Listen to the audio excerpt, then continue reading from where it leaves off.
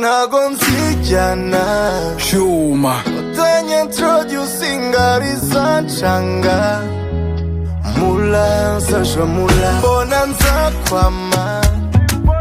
utabyipevera nge bizangora Mbwirira dadi mbwirira mami wawe bidatinze umukwe wabaraje yakunze umwana wanyu disi bambari proud iwe cyane nagajya aca ku ruhande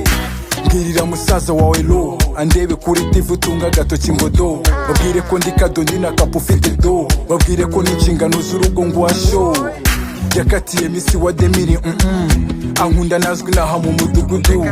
babwire ko ngukunda binarenze babwire ko saro yiwanyu magera ikirenge genda ubabwire ko buhari windushya kandi ubabwire niba upfa ntuzambaze ntago nzijyana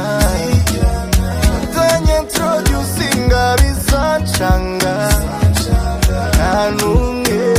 mbona nzakwama utabyipevera nge bizangora nta n'umwe bambe nyuzuza bambe tumika bambe nyuzuza wizuye azatumika bambe nyuzuza bambe tumika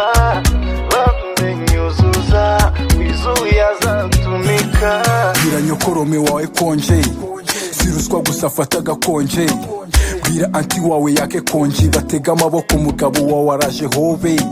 ese ufite mukuru wawe home uze gufata phone nawe umume kuri ko afite akabazo nanagakemura n'itoto ufite umwuka uhagije twaganira sinsabe ipombo mbwirira abashuti mwiganye kubonye diplome utavanye mu makaye mbwirira bwa busore bukwihesha keya bukura amabisa ububwire ko budisema genda ubabwire ko buhari windushya kandi ubabwire niba upfa ntuzambaze ntago nzijyana utanyiintroducing arizancanga nta n'umwe